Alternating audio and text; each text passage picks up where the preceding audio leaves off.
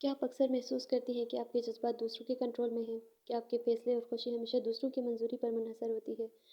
اگر آپ ایک پاکستانی ہاؤس وائف ہیں اور جذباتی طور پر خود مختار بننا چاہتے ہیں تو یہ ویڈیو آپ کے لیے ہے۔ آج ہم آپ کو بتائیں گے کہ جذباتی آزادی کیا ہے، یہ کیوں ضروری ہے اور اسے کیسے حاصل کیا جا سکتا ہے، خاص طور پر ہمارے جوائنٹ فیملی سسٹم میں۔ آپ اکثر دوسروں کی رائے، تنقید یا تعریف پر منحصر رہتی ہیں اور آپ کو لگتا ہے کہ آپ کے جذبات کا فائدہ اٹھایا جاتا ہے۔ آج ہم ان سوالات کے جواب تلاش کریں گے اور یہ سیکھیں گے کہ ایک مضبوط، پرسکون اور خود مختار عورت کیسے بنا جا سکتا ہے۔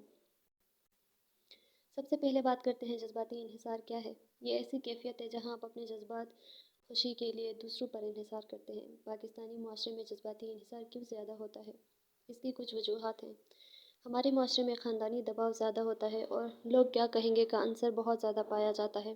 عورت کی خود مختاری کو محدود کرنے والی روایت ہمارے معاشرے میں بہت زیادہ پائی جاتی ہیں۔ اب بات کرتے ہیں جذباتی آزادی کے فوائد کیا ہیں۔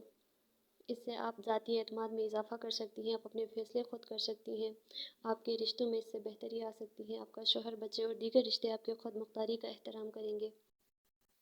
اس سے آپ کو ذہنی سکون ملے گا، آپ چھوٹے مسائل پر پریشان ہونے کے بجائے بڑی کامیابیوں پر توجہ مرکوز کر سکیں گی۔ فیملی کے لیے آپ ایک مضبوط سپورٹ بنیں گی۔ آپ جذباتی طور پر مضبوط ہوں گی تو آپ اپنے بچوں اور شوہر کے لیے بہتر رہنما بن سکتی ہیں۔ اس کے لیے کچھ عملی اقدامات ہیں کہ آپ کیسے جذباتی آزادی حاصل کر سکتی ہیں۔ سب سے پہلے آپ اپنی ذات کو پہچانیں، خود سے سوال کریں کہ مجھے کیا چیز خوشی دیتی ہے، میرے کیا خواب اور خواہشات ہیں۔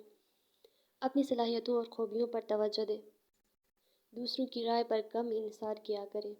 اپنی ذات پر بھروسہ کریں، دوسروں کی تنقید یا تعریف کو اپنی زندگی کا محور نہ بنائیں۔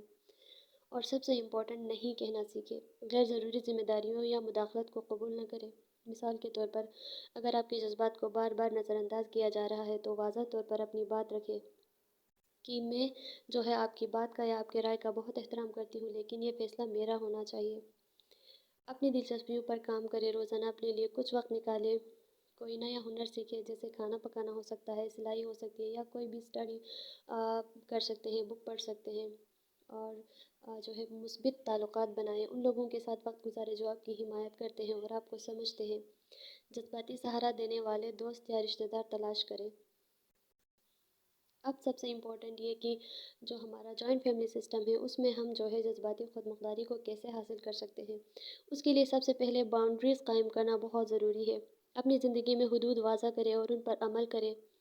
مثال کے طور پر، اگر کوئی آپ کے جو ہے فیصلے میں یا آپ کے کام میں یا آپ کی فیملی میں بار بار دخل اندازی کر رہا ہے تو آپ اس طرح بات کر سکتی ہیں کہ یہ فیصلہ میرے اور میرے شوہر کا ہے، آپ کی رائے کی قدر کرتے ہیں لیکن جو حتمی فیصلہ ہے وہ ہمارا ہوگا۔ آپ اپنے شوہر سے کھل کر بات کریں، اپنے جذبات اور مسائل کا ذکر کریں، لیکن ان پر جو ہے الزام تراشی نہ کریں۔ طریقے سے بات کریں کہ مجھے لگتا ہے کہ بعض اوقات ہمارے رشتے میں دوسروں کی مداخلت سے مسائل پیدا ہوتے ہیں اور اسی لیے ہم دونوں کو مل کر جو ہے اسے بہتر بنانا چاہیے۔ صبر اور حکمت سے کام لیں، کیونکہ مداخلت کرنے والوں کے جذباتی حربوں کو سمجھنا بہت ضروری ہے۔ ان کے حربوں کو سمجھیں اور خود کو پرسکون رکھیں۔ اپنی ذہنی اور جذباتی صحت کا خیال رکھیں۔